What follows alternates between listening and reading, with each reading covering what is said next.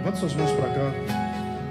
Espírito Santo, nessa noite eu quero colocar a vida do teu servo e declaramos, ó Pai, que os céus e a palavra rema está descendo sobre o coração dele. Eu sei que o Espírito já revelou a ele, já falou para ele o que deveis falar. Agora a única coisa que precisamos é preparar a terra do nosso coração, porque a semente vai ser lançada. Senhor, que a nossa terra hoje seja curada, sarada, para que a semente venha germinar nesses dias. Senhor, declaramos, ó Pai, que a nossa vida não será mais a mesma. Isso depende mais de nós do que da palavra, porque a palavra ela é santa, a palavra é pura, a palavra liberta, a palavra sara. Depende mais de nós do que da palavra. Senhor, então recebemos a semente nessa manhã e declaramos, ó Pai, que a pessoa que está do nosso lado vai desaparecer. Declaramos, ó Pai, que a pessoa da nossa frente vai desaparecer, que nós vamos estar entronizados no Santo dos Santos nessa hora, que os céus e a terra se misturem nessa hora, que possamos, ó Pai, receber de Deus aquilo que o Senhor tem para nós, como um Pai, nessa manhã, nos dias dos pais. Te agradecemos, em nome de Jesus. Amém?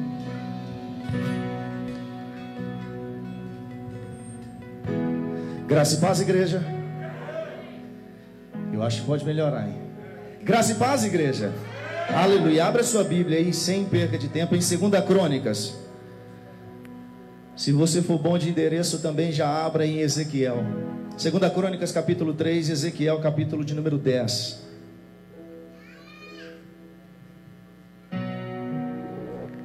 Ezequiel, capítulo 10. E 2 Crônicas, capítulo de número 3.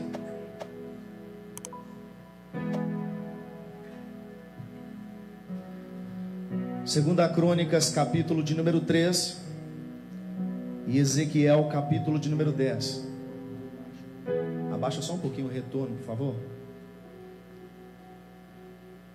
Diz assim a palavra. Queria te convidar a ficar de pé para a gente fazer essa leitura. Nós vamos ler 2 Crônicas, capítulo de número 3. E você vai continuar com a sua Bíblia aberta, porque nós vamos ler o capítulo 5 e depois vamos pular para o capítulo 7 de 2 Crônicas mesmo. Então diz assim a palavra de Deus em 2 Crônicas, capítulo de número 3, versículo 1. E começou Salomão a edificar a casa do Senhor em Jerusalém, no monte Moriá, onde o Senhor se tinha mostrado a Davi seu pai, no lugar que Davi tinha preparado para a eira de Ornã, o Jebuseu.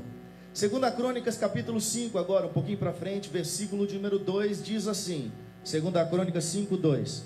Então Salomão convocou em Jerusalém os anciãos de Israel e todos os chefes da tribo, os príncipes dos pais entre os filhos de Israel, para fazerem subir a arca do concerto do Senhor da cidade de Davi, que é Sião, para o templo.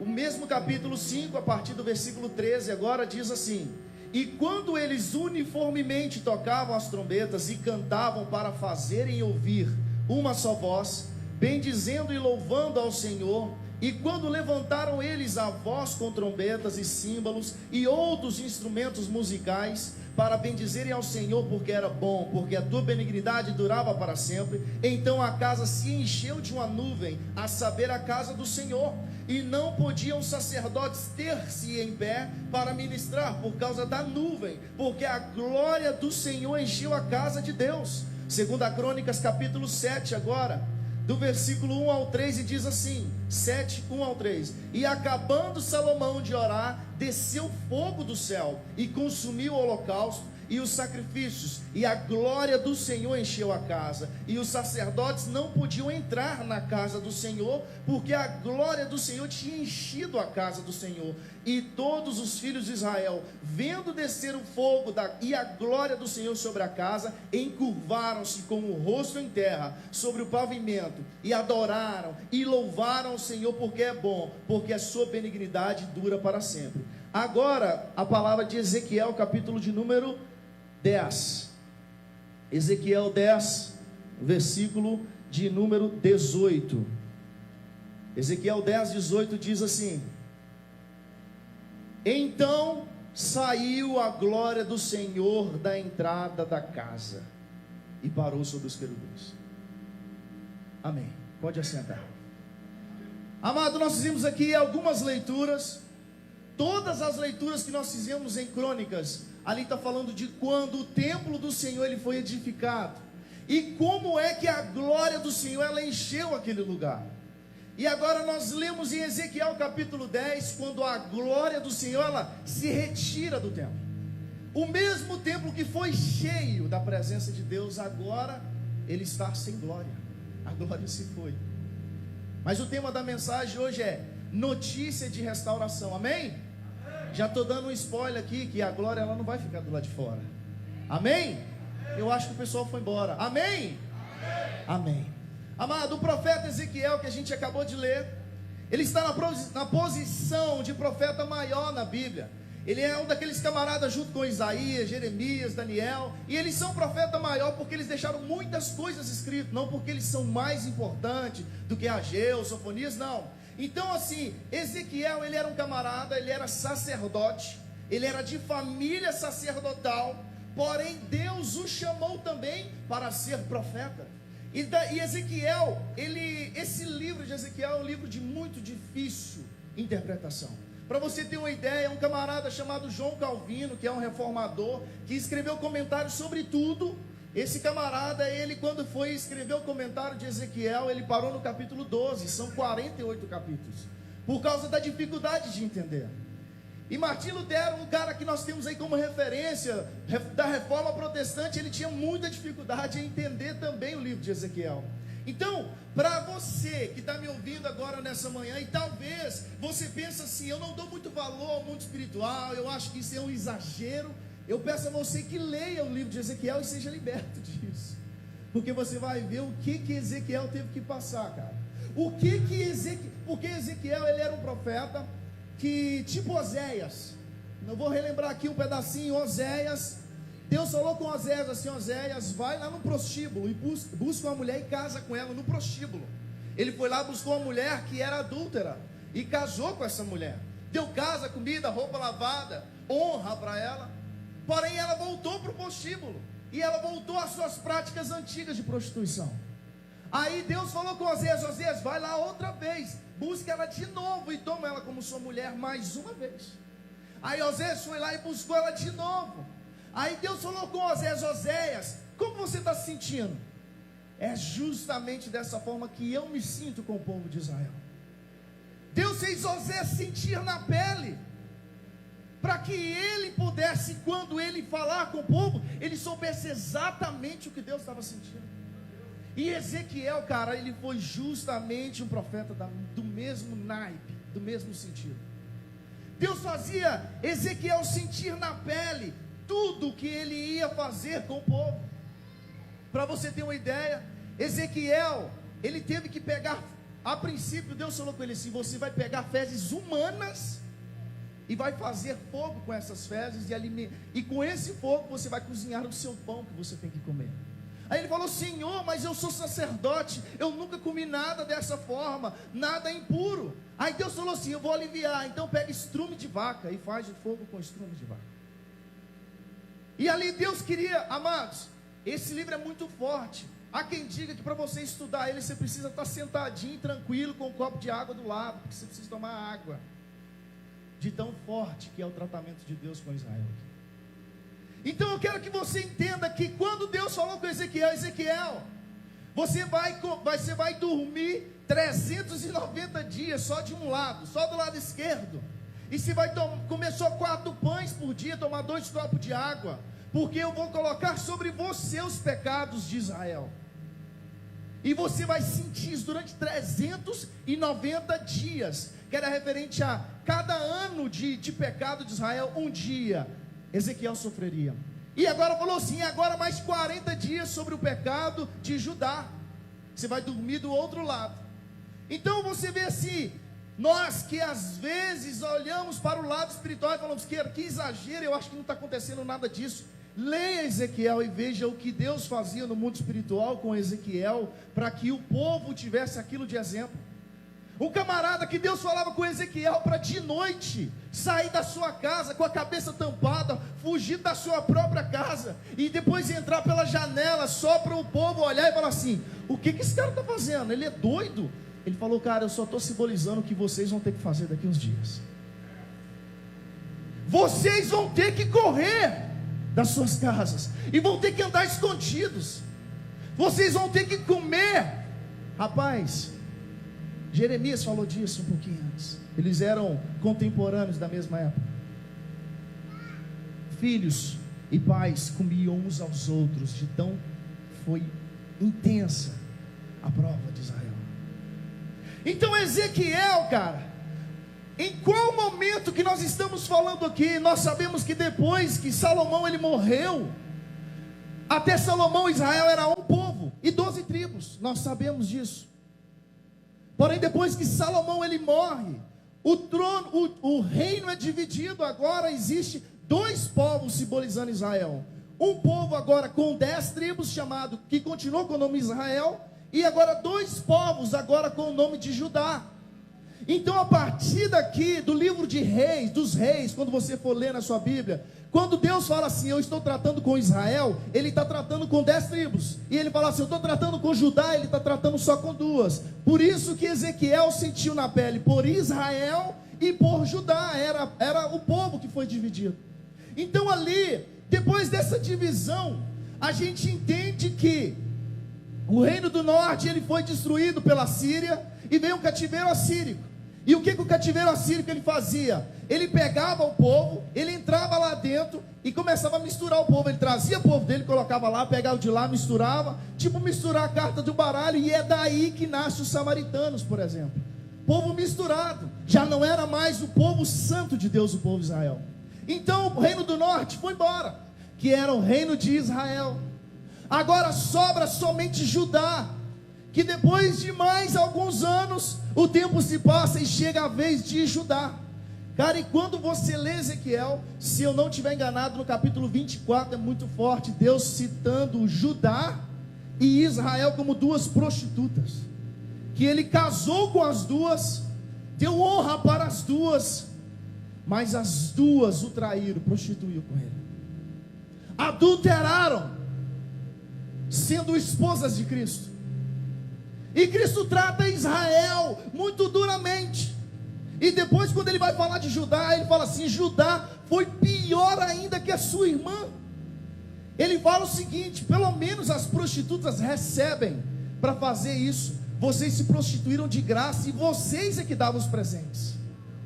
Vocês tiveram opção, mas vocês escolheram isso. Então o tratamento de Deus através da vida de Ezequiel era muito forte. Então quando a gente vê a Babilônia, aí a Síria arrebentou com o reino do norte, Israel, sobrou Judá. Aí chega a Babilônia agora, uma grande potência do mundo, a maior da época. Ela invade Jerusalém e ela sitia Jerusalém em 3 vezes. Na primeira vez ela pega ali os nobres, aqueles cara com conhecimento, versado em todo tipo de conhecimento, o qual Daniel é levado, na primeira leva. Na segunda leva ela também vai lá e pega os profissionais, aqueles inteligentes, camarada de frente, os líderes. E aí Ezequiel é levado também para a Babilônia, exilado. E na terceira leva, quando a Babilônia volta, ela pega ainda algumas coisinhas que sobrou de bom, deixa os velhos doentes e destrói o templo. Esse templo que nós lemos em 2 Crônicas, que foi edificado por Salomão. E Salomão edificou esse templo, mas antes de Salomão, Davi queria edificar esse templo. Mas só que Deus falou assim: Davi, a sua mão tem muito sangue, porque você é um guerreiro, você matou muita gente. Faz o seguinte, foi bom que você pensou em seu coração, porque Davi falou assim: eu habito em palácios, mas a glória habita em tendas. Não, eu quero fazer uma casa para Deus. O Senhor aceitou de Davi e falou assim: mas você não constrói, prepara tudo, que quem vai construir vai ser seu filho. Então Salomão constrói esse templo, e nós lemos aqui como é que foi, que aconteceu. Mas agora, nós estamos aqui dentro do cativeiro, porque Ezequiel, ele estava profetizando de dentro da Babilônia. Ezequiel tinha 25 anos quando ele foi levado cativo, E agora com 30 anos ele inicia o ministério profético violentamente, sentindo na pele já tudo que Deus queria fazer com o povo. Então aqui o povo estava na Babilônia, sem esperança, cara. E imagina, o povo de Israel sem templo não é ninguém. Eles precisam ter o templo, a casa do Senhor, para entrar naquele templo e ali adorar a Deus. Porém, o que eles pensavam? Nós estamos cativos, nós estamos sem templo, estamos perdidos, sem terra, sem esperança. Nós estamos talvez destinados a viver dessa forma. Uma nação que antes era uma potência, cara, Israel se tornou uma potência, porque ele tinha a presença de Deus que ia com ele. E agora eles estão numa desilusão. Eles estão pensando assim, cara, nós estamos perdidos, estamos sem casa, sem terra. Tudo aquilo que foi prometido para nós se foi. E eu quero que você entenda que no calendário judaico existe um dia. Esse dia é uma data especial, mas não é um motivo especial. Essa data é o 9º mês de Av, chama Tisha B'Av. Esse dia é um dia que eles tiraram para fazer o seu luto por 2 acontecimentos muito fortes que aconteceram em Israel. E existe essa data ainda hoje. Tisha B'Av. Esse dia aconteceu no dia 9 do mês de Avi. Aconteceu 2 das piores catástrofes e derrotas de Israel, que foram a destruição desse templo de Salomão e depois a destruição do templo que tinha sido reedificado por Neemias, Zorobabel, Esdras. Esse templo também foi destruído. E também nesse mesmo dia aconteceu algo que iniciou lá no deserto. Vou lembrar vocês. O que foi isso? A história ainda no deserto acontece que quando Moisés, ele avista a terra de Canaã e manda o quê? 12 homens, 12 espias, para poder espiar a terra e trazer um relatório. Falou assim, vocês vão trazer um relatório, porque essa terra foi prometida para nós. E esses homens voltaram, e o relatório que esses homens trouxeram foi terrível. A princípio eles falaram assim, Moisés falou, e a terra é boa mesmo? Falou, cara, lá tem nascentes, tem rio, tem vida. 2 homens precisam para carregar um cacho de uva, e colocavam uma madeira assim, um em cada lado, carregando um cacho de uva. A cidade emana leite e mel, é a top, é a cidade.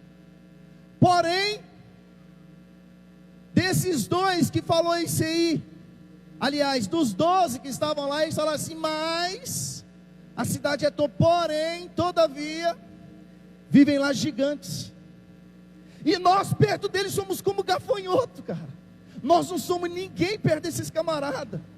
Não conseguiremos habitar naquela terra, porque a gente não consegue vencer quem está lá. Desses homens, somente 2, Josué e Caleb, eles tiveram um relatório diferente. Falou assim, a terra é tudo isso, e tem gigantes sim, mas quem prometeu essa terra para nós foi Deus. Você está aqui comigo, amado?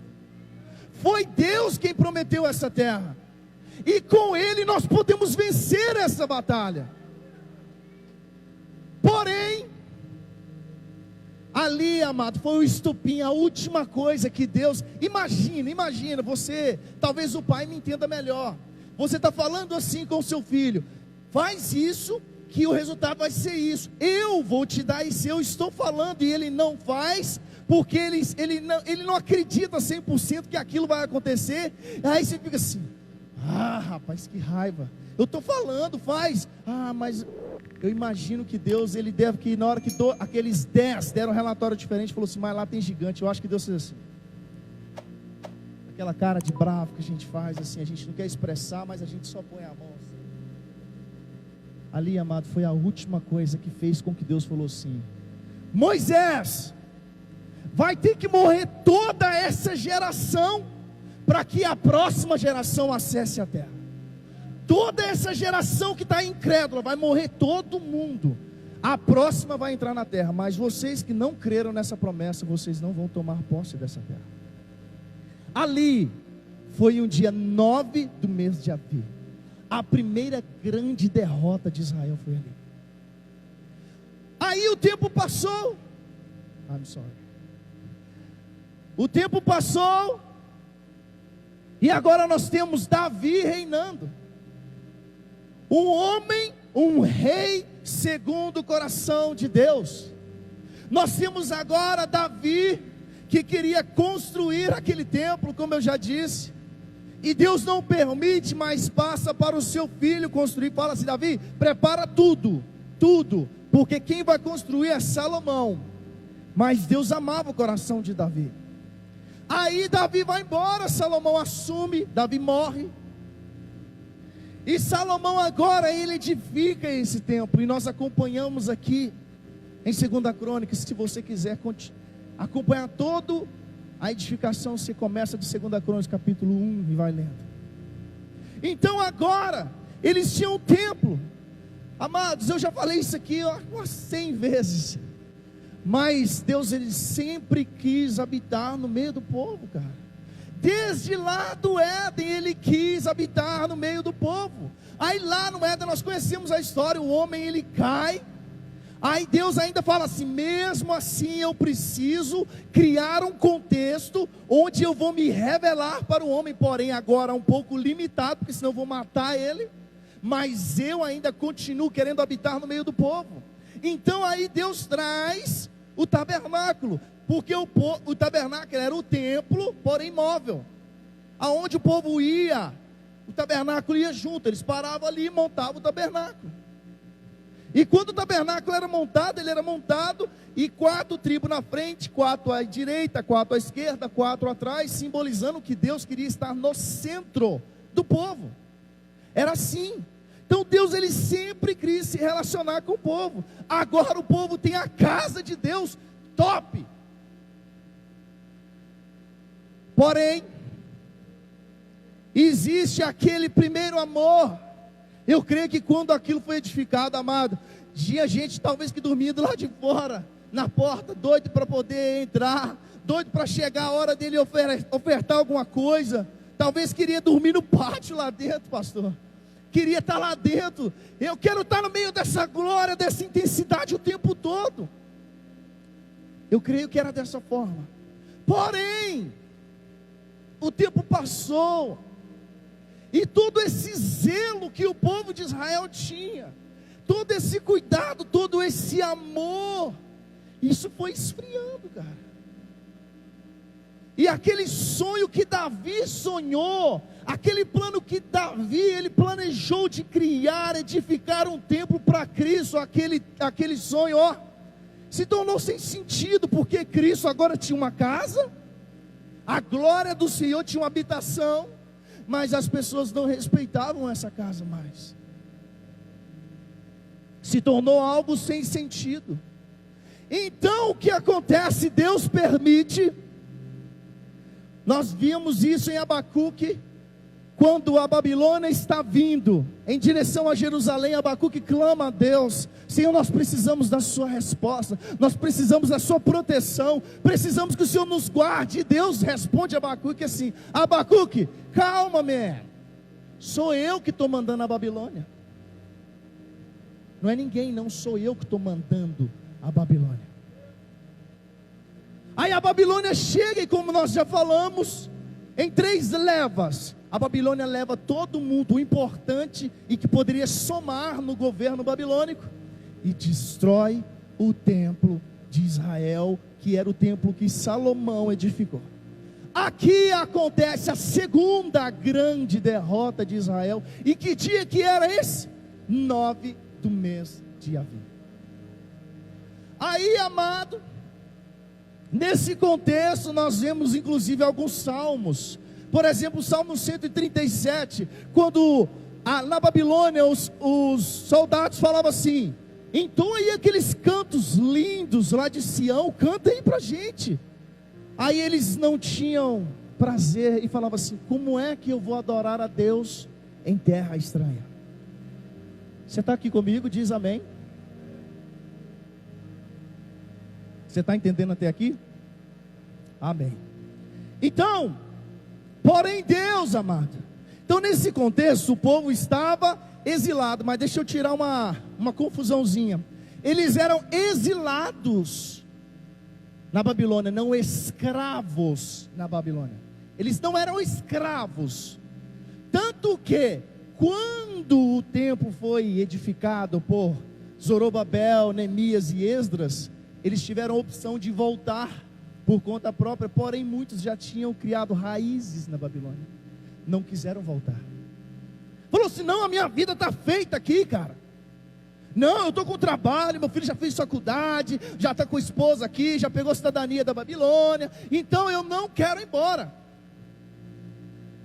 Então ali eles eram exilados, mas eles não ficavam com a cordinha no pé, tomando chibatada o dia inteiro, não. Eles estavam exilados, eles não eram escravos na Babilônia. Criaram raízes. Porém Deus, amado, Deus que é maravilhoso, Deus é amoroso, Deus é misericordioso em meio a tudo isso. Ele permite que eles reconstruam o templo novamente. Tanto eles eram exilados, que Neemias estava triste um dia. O templo foi liberado à reconstrução, depois que Nabucodonosor, que a Babilônia sai do poder, entra o Império Medos e Persa. Então ali o rei fala assim, libera eles construir, constrói o templo de novo, vai lá e constrói. Aí Neemias ficou triste, ele servia esse rei, e Neemias estava triste. Imagina que o rei era bem próximo dele, uma prova que ele não era escravo. Fala com ele assim: o que foi, Neemias? Você não está feliz? O seu templo lá na sua cidade, na sua terra, foi reedificado. Ele falou assim: o que adianta nós termos templo, mas não tem muro para cercar a cidade, porque foi tudo destruído. Então nós estamos ali, qualquer inimigo que chegar vai arrebentar conosco novamente. Aí o rei fala assim: não, eu levantei um decreto agora, você vai passar aí nas províncias tudo, nos bairros, e vai recolher dinheiro, e vai construir o templo, construir os muros. Então Neemias vai, reconstrói os muros. Isso tudo, amado, porque Deus é maravilhoso. Imagina todo esse contexto que iniciou lá no deserto. O povo ali já teve a primeira grande derrota, aí para a Babilônia a segunda grande derrota, aí agora eles reconstroem o templo. Então eles vêm ali, aí você imagina que o outro, mas porém voltou a mesma coisa. O povo se esfriou novamente, se tornou religioso, a ponto de matar o próprio Cristo. E quando o templo foi construído, que Zorobabel, Esdras e Neemias reconstruiu o templo, o que era a promessa? Que Ageu falava: a glória da segunda casa vai ser maior do que a da primeira. E de fato ela foi, porque Cristo entrou nesse segundo templo. Cristo estava presente nesse templo. Cristo ensinava dentro desse templo. A glória da segunda casa foi maior que a da primeira, de fato. Porém, o povo, eles reconheciam, sabe quem era? Era o templo, não era o Deus que habitava no templo. Tanto que em Mateus capítulo 24, os discípulos caminhando com Cristo, eles mostram a beleza do templo e falam com Cristo assim: está vendo, Senhor? Olha que beleza de construção, olha que beleza de templo, olha o tamanho das pedras. Eu vi um documentário algum tempo atrás, a pedra era tipo daqui na parede, assim, uma pedra só, mais alta que eu, assim, cara, uma pedra. E eles falam assim: Senhor, está vendo? Olha a beleza da construção desse templo. Aí Jesus fala assim: em verdade vos digo, que não ficará pedra sobre pedra que não seja derrubada. Eu imagino a cabeça dos discípulos, cara. Senhor, mas de novo não é possível. Nós já aprendemos, nós já nos dedicamos ao Senhor, o Senhor nos perdoou, não, vai destruir de novo. Acabou que não os discípulos, mas o povo, eles acreditavam e eles tinham fé no templo, não na glória de Deus que estava dentro do templo. Eles confiavam no templo. Aí o que acontece? No ano 70, esse templo é destruído também. O templo que a glória de Deus ia ser maior que na primeira, foi também destruído.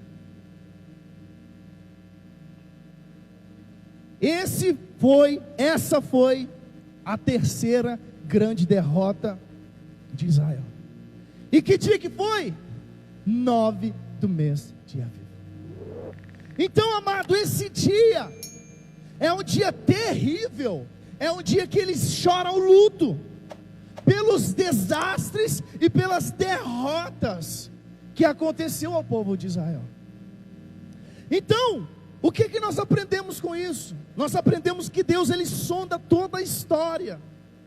Ele sonda toda a história, e nós não podemos viver de um passado até bem distante, não. Você não pode falar assim: rapaz, quando eu converti, eu ia subir as favelas, eu subia os montes, eu orava 3 horas da manhã, quando eu me converti. Esquece essa frase. Quando você se converteu, quem é você hoje?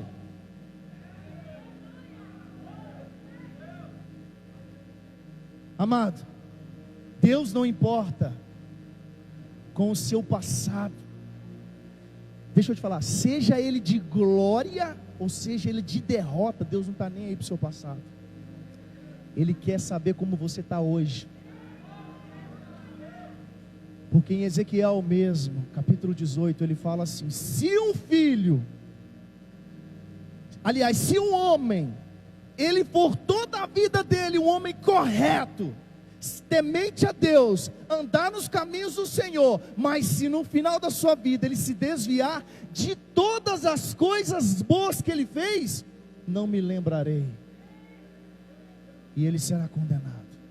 E da mesma forma, o homem que andou por caminhos tortuosos toda a sua vida, fez todas as abominações contra Deus, mas ele se converteu em espírito e em verdade, de todo o mal que ele fez, não farei menção, e ele será salvo.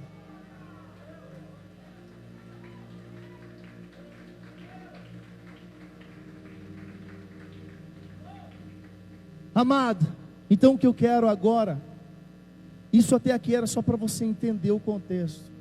Não vou demorar mais esse tempo não, mas eu quero aplicar ele para a sua vida agora. Você entendeu todas as derrotas que Israel passou, e Ezequiel ali, ele fala o seguinte: e a glória do Senhor, ela se foi.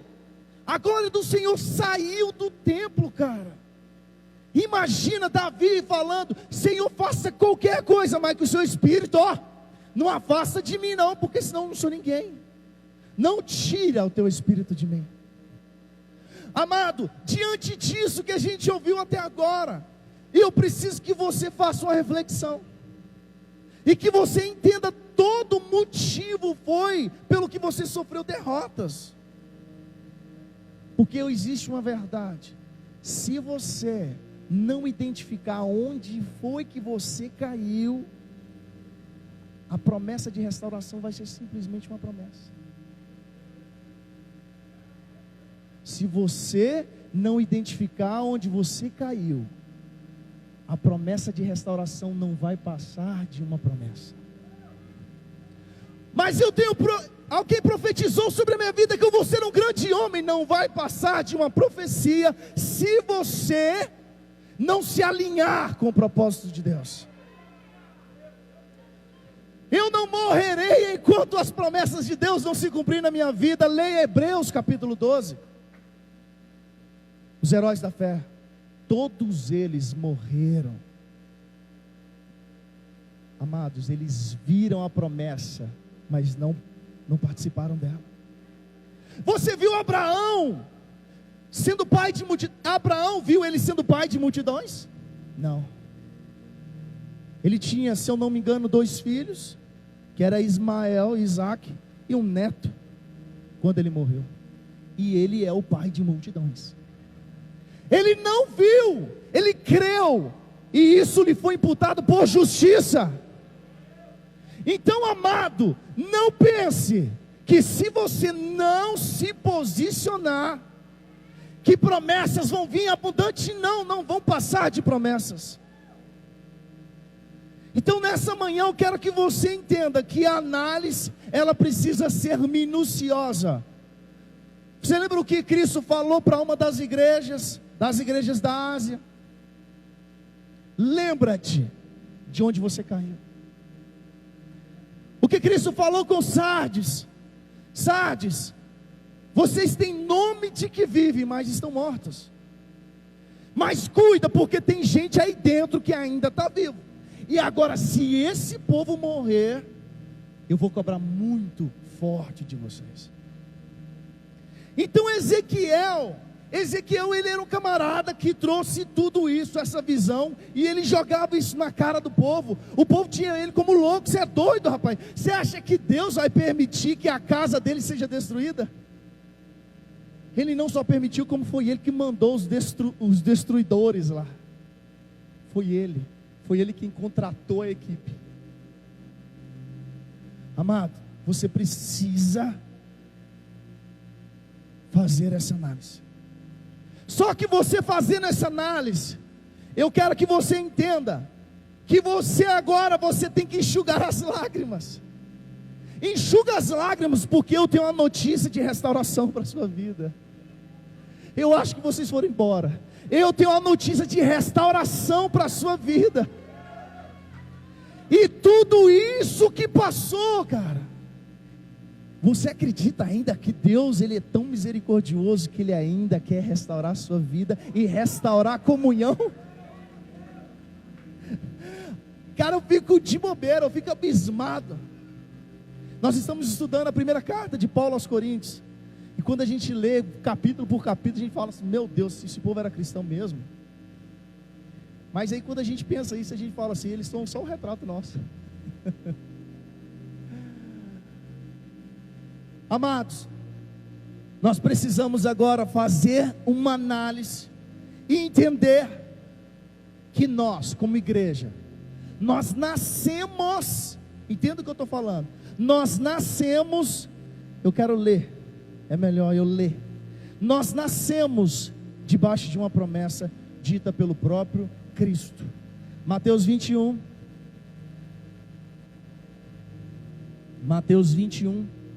vou ler para você.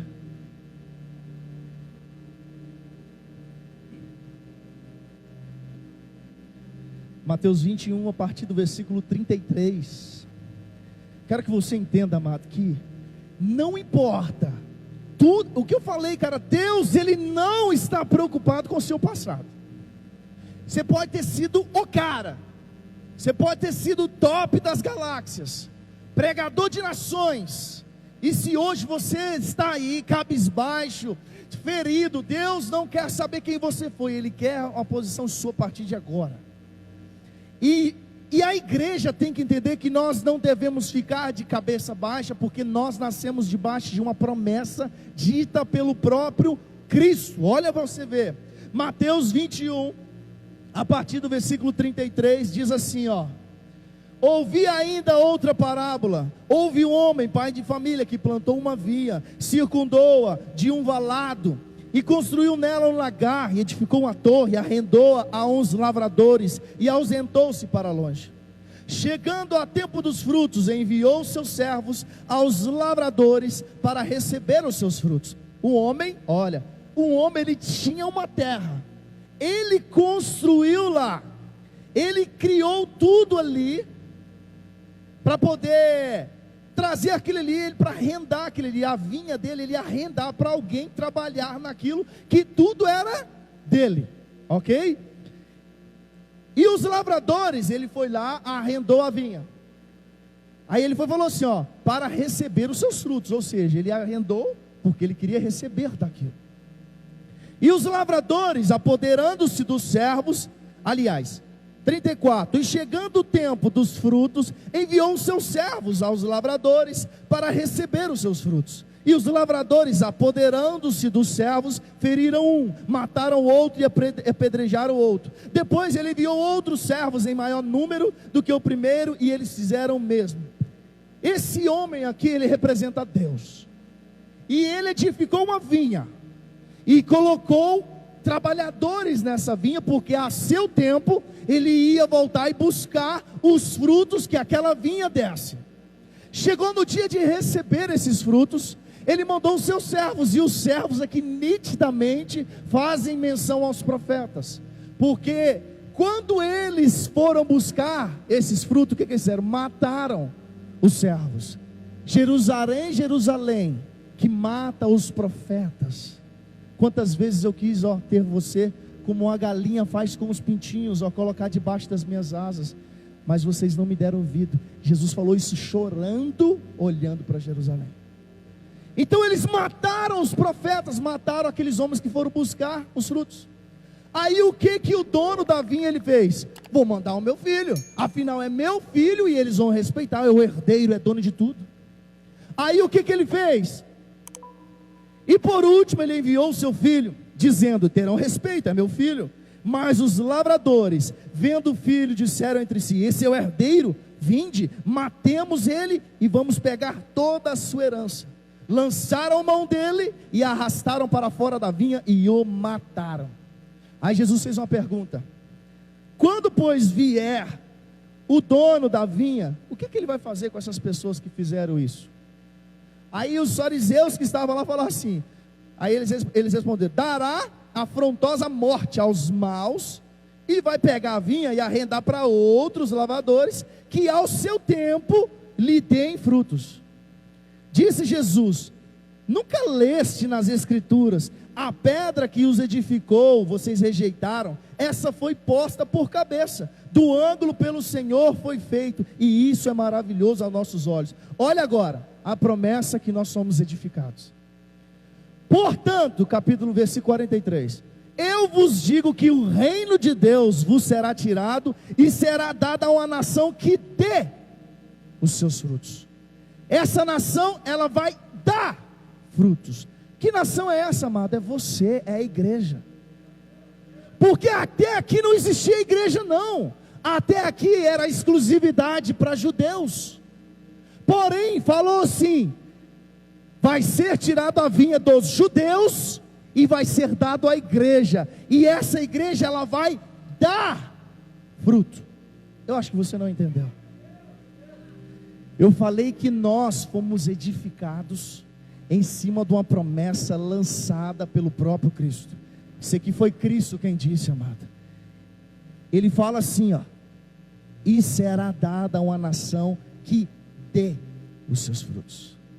Então nós vamos dar frutos, porque Cristo falou que daríamos fruto. Então eu quero que você entenda que tudo isso que você passou, cara, às vezes você está pensando assim: pastor, porque dentro disso aqui, desse contexto de Ezequiel, tinha ainda os vales de ossos secos. Quando ele olhava, via aquele monte de ossos secos, e ele, por ele mesmo, ele não podia fazer nada. Aí às vezes você vai pensando assim: pastor, realmente eu fui alguém, eu era adorador, eu pregava, eu acho que eu contei para o apóstolo um dia, que nós fomos fazer um evangelismo numa cidade próxima de onde a gente morava, e a galera espalhou para fazer esse evangelismo. Aí tinha um camarada bêbado assim, aí ninguém queria chegar no camarada para evangelizar ele, né? Aí ele falou assim: ô tia, você podia ir lá falar com aquele cara ali, tá meio bêbado, as meninas não querem ir lá não. Eu falei: tá bom. Fui lá, atravessei a rua, fui falar com ele. Aí antes de falar com ele, eu falei assim: posso dar um abraço no senhor? Aí pode. Eu abracei ele, né? Ele estava ruim, tadinho. Aí eu comecei a evangelizar ele, né? Eu não tinha mãe igual o nosso evangelista Esdras, não. Que é para honra e glória do Senhor, Esdras. Eu não tinha tanto facilidade no evangelismo na época, e eu abracei ele e comecei a falar de Cristo para ele, e ele estava bêbado, mas teve uma hora, parece que a bebida saiu dele. Ele falou assim comigo assim: como é que é o seu nome? Eu falei. Aí ele: tudo que você está falando, eu sei, eu sou um presbítero, que eu saí da igreja. E quando ele falou isso, parece que a bebida até saiu dele, ele ficou tão são falando comigo. Aí eu falei: aí, agora sim. Ele falou assim: eu sou um presbítero, e até inclusive isso que você está fazendo aqui eu já fiz muito com a nossa igreja. Aí ele foi citar um negócio, rapaz, que aconteceu com Ezequiel aqui. Não, eu lembrei agora aqui Não tinha preparado isso não. Mas ele falou assim que tudo desmoronou quando ele perdeu a esposa. A esposa era tipo meio que o alicerce que ele tinha no ministério, junto dele. Quando ele perdeu a esposa, tudo desmoronou. Mas eu sei que não é a esposa dele que fez isso, porque a esposa dele não ia destruir o ministério dele, a falta dela. Mas eu quero que você entenda, amado. Esse camarada, ele foi alguém. Ele foi alguém. E talvez pessoas que nem sabem a realidade dele naquele momento, ainda tinham ele como aquele alguém que ele foi um dia. E Ezequiel, Deus fala com ele: Ezequiel, eu vou tirar a delícia dos seus olhos, que era a mulher dele. Falei assim: vou levar ela, e você não pode chorar. Não chora, não demonstra tristeza para o povo. Não faz nada do que os sacerdotes faziam, jogar pó na cabeça. Não faça nada disso. Você só vai enterrar e pronto. Ele falou isso ao povo. De noite a mulher dele morreu. Aí no outro dia o povo falou assim: Ezequiel, você está meio estranho, sua mulher morreu. E ele, sem fazer nada, ele falou assim: o mesmo sentimento que eu estou sentindo é o que vocês vão sentir quando a mão de Deus pesar sobre vocês. Ele sabia justamente o que Deus estava sentindo, e ele passava aquilo para o povo. Amado, eu quero que você entenda que há uma promessa. Porém, para que essa promessa ela valha na sua vida, você precisa se posicionar. Eu queria que você colocasse de pé e que o ministério de louvor viesse, para que você ouça o final dessa palavra. Porque toda vez, amado, que nós queremos dar uma ajudinha a Deus, nós estamos assinando a nossa sentença de morte. Deus não precisa da nossa ajudinha para nada. E eu queria que você meditasse em mais uma passagem aqui. Atos capítulo 2. Amado, a única coisa que pode transformar, amado, fica ligado. A única coisa que pode transformar a sua vida verdadeiramente é o Evangelho. Milagre, o apóstolo já falou disso aqui. Milagre não vai te converter. No máximo ele vai fazer você parar e olhar e observar, mas não vai te converter, porque senão todo mundo que viu Jesus fazendo milagre tinha convertido o povo todo. E eu quero te provar isso lendo Atos capítulo 2. Não precisa de eu ler, mas você vai entender. O que aconteceu em Atos capítulo 2? Atos capítulo 2, desceu o Espírito Santo de Deus. E na hora que o Espírito Santo ele desceu e veio como um barulho, as pessoas começaram a falar em outras línguas. Não é o dom que está escrito em 1 Coríntios capítulo 12, ainda não. Ali aconteceu um milagre. O que era um milagre? Tinham pessoas de várias nações ali. Imagina que tinha ali um brasileiro, um alemão, um chinês, um indiano. E na hora que aqueles homens eles foram tomados pelo Espírito de Deus, eles falavam e todo mundo ouvia na sua língua, na sua língua materna. Era o mesmo que se eu falasse aqui, tivesse um americano, o que eu estou falando chegasse ao ouvido dele em inglês. É isso que aconteceu em Atos. Mas olha que o milagre não muda ninguém. Sabe por quê? Quando aconteceu aquilo, gerou três coisas. Primeiro, ceticismo. As pessoas falaram assim: o que é isso que está acontecendo? Coisa estranha que está acontecendo. Segundo, virou preconceito.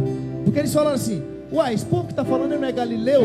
Onde que esse pessoal aprendeu a falar o nosso idioma? Que somos nobres.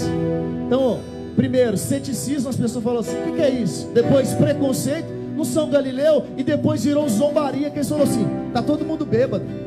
Estava acontecendo um milagre e eles estavam zombando, estavam céticos, eles não acreditaram. Porém, quando Pedro ele toma a palavra e expõe o evangelho da verdade, Quase 3.000 almas se prostraram diante de Jesus. Não foi um milagre que mudou, não. Foi o Evangelho de Cristo que mudou. E para a gente finalizar, você não precisa abrir não, eu quero ler Ezequiel capítulo 47. Olha o que está prometido para nós, amado. O tema do capítulo 47 é: a glória de Deus, ela volta ao templo. Esse templo aqui, amado, antes de eu ler, ele não existe ainda. Ele vai existir. Esse templo ninguém viu, ninguém profanou esse templo, e ele nem vai ser profanado. Mas a glória de Deus, ela vai voltar nesse templo. E para você entender, olha comigo. Depois disso, me fez voltar à entrada da casa, e eis que saíram águas.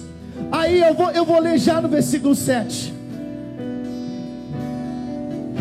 Aliás, é capítulo 43. Eu anotei que era o 47, mas é o 43. Lembrei agora.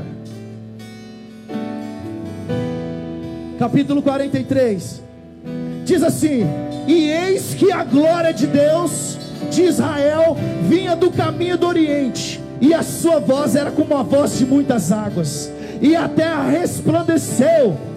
Fala assim no capítulo 4: e a glória do Senhor entrou no templo pelo caminho da porta, cuja face está para o lado do Oriente.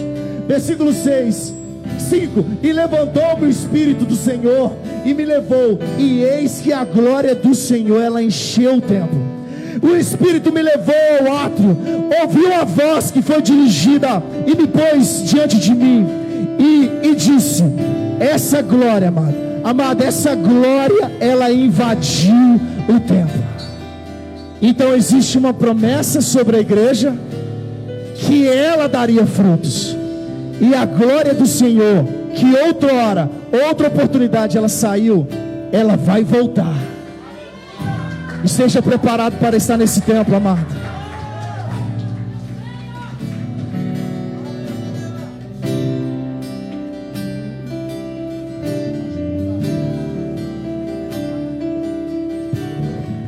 Amado, feche os seus olhos agora. Eu queria fazer algo que eu não tenho muito costume de fazer, não.